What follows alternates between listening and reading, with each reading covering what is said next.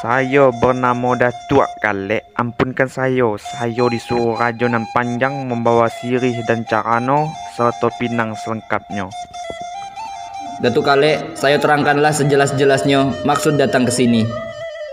Makanya saya datang ke sini untuk meminang Sabai Nan Alwi karena dia tidak ada paman lagi musyawarah selesai. Kalau begitu kata Datuk, tunggulah dulu Datuk, saya musyawarahkan. Sampai kata mufakat dulu sama ibunya si Sabai. Asalkan dapat kain putih, biarlah lebih kainnya. Asalkan keinginan kami boleh dikabulkan, biarlah lama kami nantikan.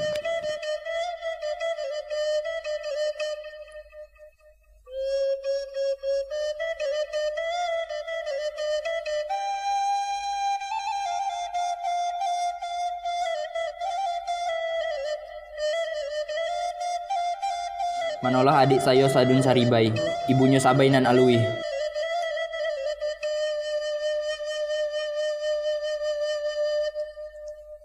Ado terpikir dengan saya, inilah tantangan Sabai Nan Alwi. Sudah cantik, banyak dilihat orang kawannya yang sama besar. Dia sekarang sudah gadis, sudah pantas berkeluarga. Bagaimana kita carikan jodohnya? Bagaimana pendapat adik tentang ini? Apa kelihatan jodohnya sama Tuan? Yang saya lihat cuma Raja Nan Panjang yang menjadi raja di Payakumbuh. Orang yang kaya dan pintar. Datuk Kalek sudah datang membawa sirih selengkapnya. Apa? Raja Nan Panjang? Iyo, kawan dia, teman semasa kecilnya. Ia orangnya keras hati, keras kemauannya. Istrinya banyak, setiap tempat punya anak. Sekarang anak kita yang nak dilamarnya, yang sama besarnya dengan cucunya. Biarlah saya tidak punya menantu kaya, untuk apa orang tua keladi itu? Kalau begitu kata adik, saya sudah maklum tentang itu. Bicarakanlah kepada Datuk Kalek, sebab keinginannya tidak terpenuhi. Bermusyawarahlah baik-baik agar beliau tidak tersinggung. Tolong simpan rahasia ini. Kalau tahu semua orang kampung, mereka bilang kita pilih-pilih.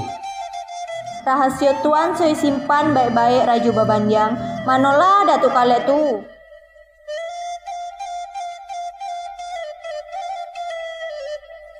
Anak orang kebun tembakau pergi ke penyalayan.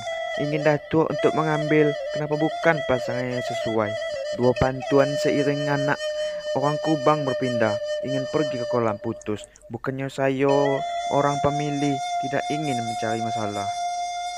Anak orang di kolam putus ingin pergi ke Tanjung Alam. Saya tidak ingin ada masalah di sini. Anak orang di Tanjung Alam ingin lewat ke Bukit Apik. Datuk menembak dengan sumpitan burung tinggi ke atas langit. Anak orang di Bukit Api ingin lewat, burung terbang ke atas langit. Saya lepas asam hitam, di sana burung dapat sama saya. Anak orang di Pangkalan ingin lewat ke Tanjung Balik. Datuk melepas asap hitam, burung menyelam masuk ke laut. Bagaimana Datuk? Anak orang di Tanjung Balik ingin lewat ke Sungai Landik.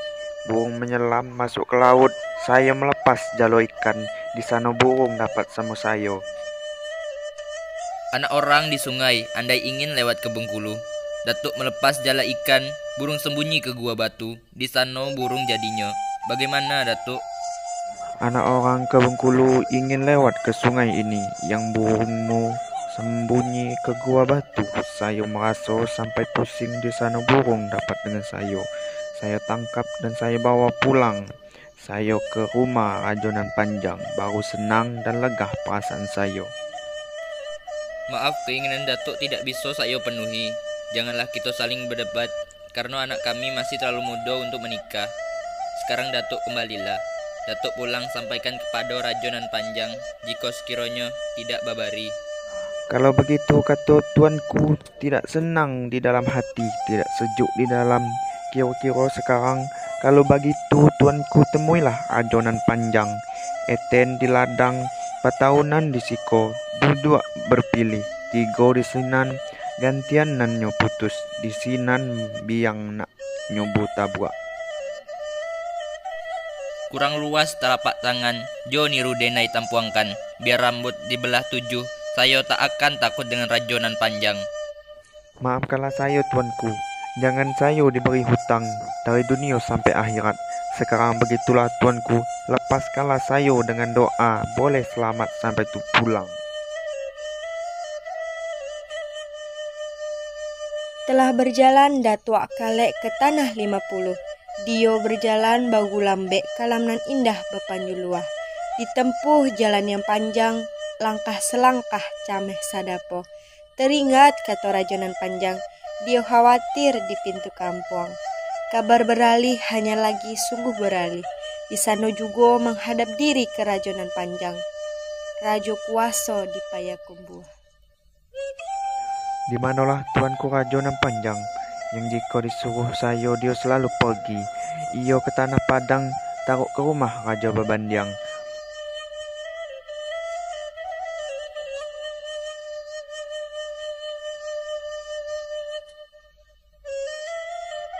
Membawa sirih dengan caranya, soto pinang selengkapnya. Tapi bagaimana cara mengaturkannya? Adat sudah saya isi, musyawarah sudah saya keluarkan, tantangan diambil dari kita. Tidak boleh diberi dengan Raja Babandiang. Pulang maklum pada tuanku. Tidakkah Dio tahu tentang diriku? Dio yang bernama Rajonan Panjang yang berkuasa di Payakumbuh. Mustahil kehendakku tidak bisa didapat. Sekarang juga jemputlah kedua pengawal itu. Jemput sekarang. Jangan Datuk tahan-tahan. Berangkat.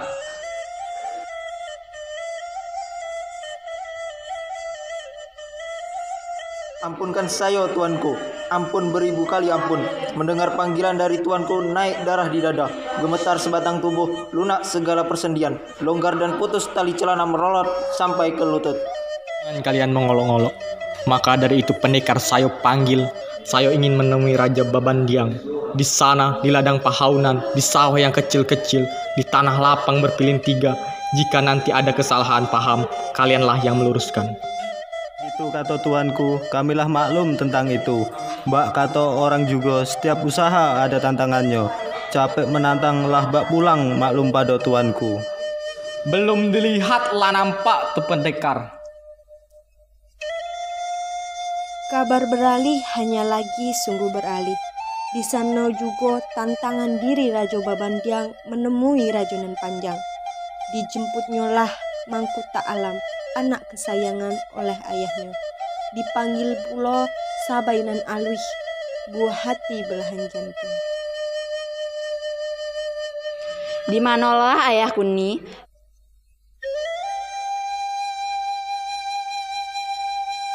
Lihatlah ayah, layang-layang saya ekornya panjang, menjalan-jalan dirakit dengan kertas telur, berdengung-dengung di kepala, pantang kalah di lapangan. Sekarang begitulah ayah, berikanlah saya izin untuk bermain.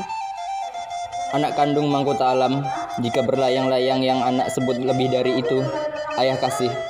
Namun walaupun begitu, jagalah diri baik-baik. Pintar-pintarlah bergaul sama kawan, lawan, tak usah anak cari jika ketemu, tetap dihadapi.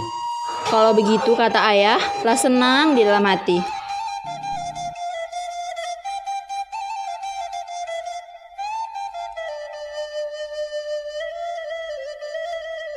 Anak kandung Sabainan Alwi, kenapa kamu bamanung? Apakah kamu sakit atau demam? Jika sakit, biar ayah carikan obat. Jika demam, ayah carikan penawar. Alasan Sabai bermenung, Sabai bermimpi tadi malam. Ayam kinantan serasa telah mati, kerbau besar serasa hilang, junjung sirih serasa roboh, lumbung padi serasa terbakar. Janganlah anak resah, bukan mimpi buruk tuh nak. Pesan baik itu kironyo dengarkan ya nak. Biar ayah terangkan, ayam kinantang seraso telah mati, tanda bangku tak dipinang orang. Kerbau besar seraso lah hilang, tanda ternak akan berkembang biak. Junjung sirih seraso lah roboh, tanda tunas karakok nak jadi. Sirih lumbung padi seraso tabakar, tandonyo padi akan menjadi. Airnya surut, kata Sabai, bebelok juga, kata ayah. Mimpi buruk, kata Sabai, baik juga, kata ayah. Anak kanduang Sabai nan alui, ayah nak berjalan pergi ke pasar. Pasarnya ramai, kata orang. Beri izin ayah oleh anak. Lepaslah ayah pergi berjalan, membeli sirih dan tembakau. Sabai larang, tidak terlarang. Bak menebas batang kelapa, dipotong juga tak bias. Sabai cegah, tidak tercegah. Bak mencegah air mengalir. Sabai lepas dengan hati yang sedih. Sebelum ayah pergi berjalan, ada baiknya dengarkan pesan ayah. Kamu hidup dengan 4 kato terbagi 4 perkara. Pertama, kato yang mendaki, berkato lebih sopan kepada orang yang lebih tua. Kedua, kato yang mendatar, berkato baik kepada kawan yang sama besar. Ketiga, kato yang menurun, berkato halus kepada anak-anak. Keempat, kato yang berkelok, tahu dierang dengan gandeang. Kalau begitu, kata ayah, segala pesan dan amanat tidak akan Sabai lupakan. Tinggallah anak di sini, ayah akan pergi berjalan. Sudah berjalan, Raju Babandiang menemui Rajo Nan Panjang. Iyo di ladang pahaunan di sika dudua bapilin 3 dek karwah. Sajak dari hulu, busuak dan sajak dari pangka, kawanlah berubah menjadi lawan. Sawahlah indak bapa matang, sadanglah bunta bayang-bayang. Sedang sepi orang di kampung, ladang pahaunan jadi gelanggang Rajo Babandiang dan Rajo Nan Panjang. Beras 10 dalam kuali diletakkan dalam lalang gajua. Suruh tuan kembali, kalau tidak dia melayang. Di mana tuanku? Jangan saya tidak hati terburu-buru sekali. Bagus kita duduk dahulu, ganti merokok, agak sebatang. Bagaimana tuanku Raja Babandiang? Mengapa lamaran saya ditolak mentah-mentah? Malu saya ke orang banyak. Malu kemana saya sampaikan kini? Sekarang terserah tuanku. Bagus serahkan Sabai kepada saya sekarang, atau menyesal kemudian. Tidak tahu dia dengan tuanku. Saya telah tua. Anak orang pula mau melamar. Yo sebenarnya keras hati tuanku. Ada yang enak juga buah jerami. Tidak kan iba dengan istri cantik kan menjadi janda. Anak yang tidak punya bapak lagi bagus berikan Sabai kepada saya.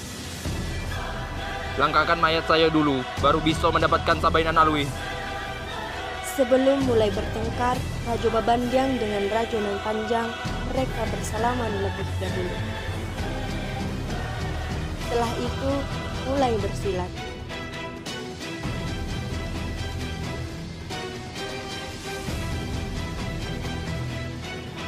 Rajo Nan Panjang pun kewalahan.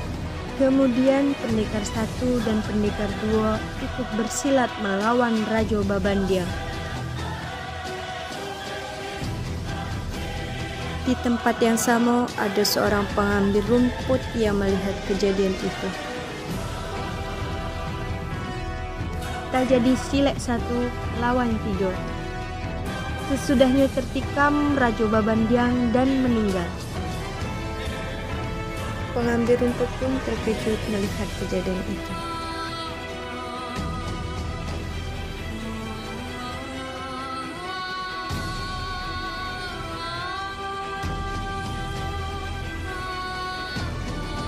Setelah Rajo Nan Panjang dan kedua pendekar tersebut pergi, pengambil rumput segera menghampiri Rajo Babandiang yang sudah terbujur kaku menjadi mayat.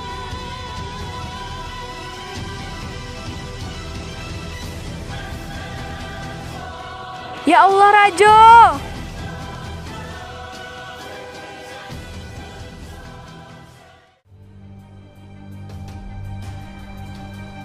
Aci!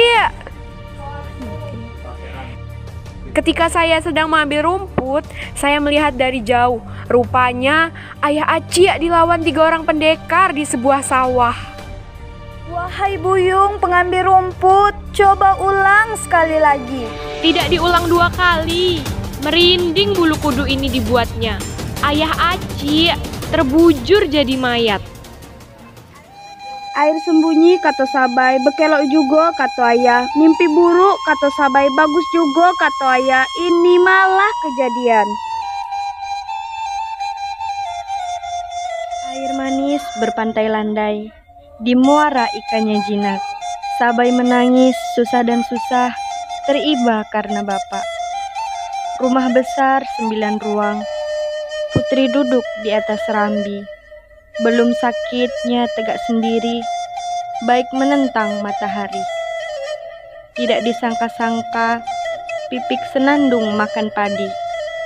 Tidak disangka-sangka, ayah kandung tak pulang lagi.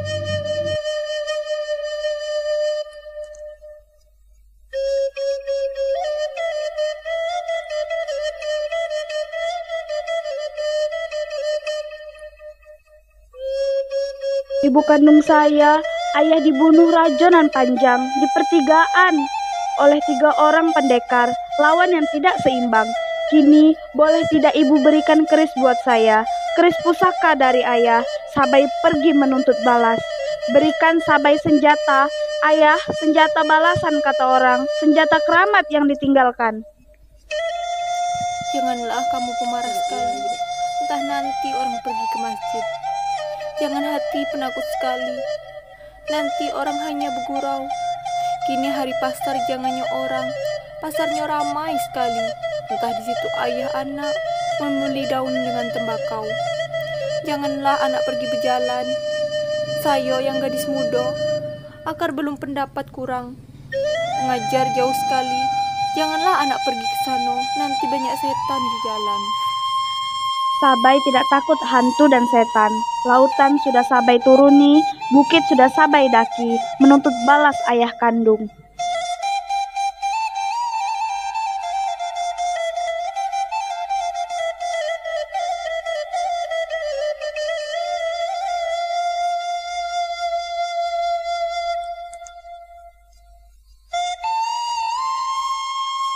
Oh ya adik kandung Mangkuta Alam, ayahlah mati dibunuh orang, dikeroyok orang, Pandeka mati dibunuh rajonan panjang. Marilah kita melihat mayat ayah serta menuntut balas dia. Jangankan memegang keris saja, saya tak tahu kak. Apalagi saya menikamnya, bisa mati berdiri saya dibuatnya. Sangat penakut dirimu, lebih baik ganti saja pakaianmu. Tukar saja dengan baju kurung saya, gantikan kerjaan saya olehmu. Masak nasi dan memasak gulai, menjemput air, membelah kayu, biar saya yang pergi berperang. Bukannya saya takut mandi, saya hanya takut basah. Bukannya saya takut mati, saya hanya takut jika badan saya terluka-terluka berdarah saat perang. Namun, jika kita menang, marilah kita pergi ke sana, kita lawan tuh raja tuh. Sudah berjalan Sabainan Alwi, keris dan badik digenggamnya. Ingin bertemu rajonan panjang, menuntut balas ayahnya lama lambat di jalan. Lah ditempuh lorong dan kampuang, dia bertemu dengan rajonan panjang. Di sini utang diselesaikan, tantangan rajonan panjang melihat Sabai dari jauh, hatinya besar ingatannya hilang, cinta seperti rasa ingin membunuh.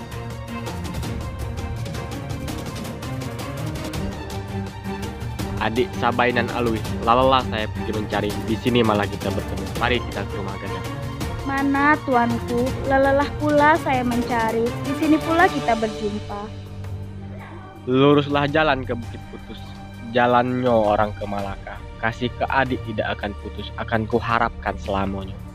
Jangan disabit padi salibu. Jika disabit lukalah kaki saya. Melihat dalam seribu Tuan seorang yang ada di hati. Namun, walaupun begitu, Tuan yang pandai manis di mulut, pandai menggunting dalam lipatan, pandai menusuk kawan sendiri.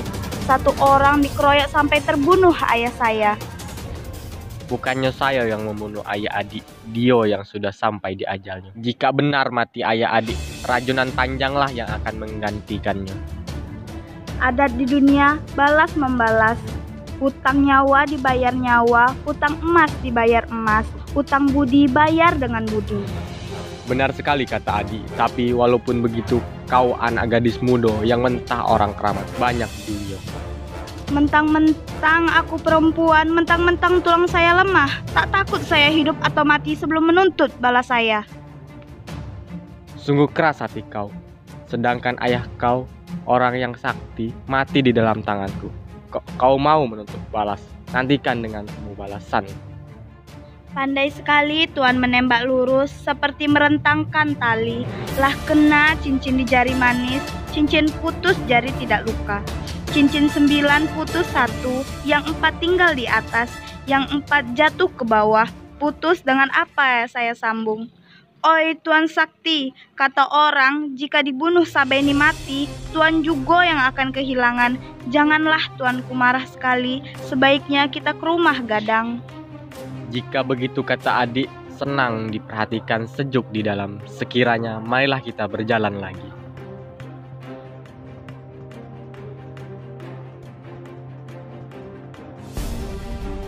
Oi Rajana Panjang, si Genek anak orang Padang, berbaju kesumbu halus jantan, yang digandeng di tengah padang.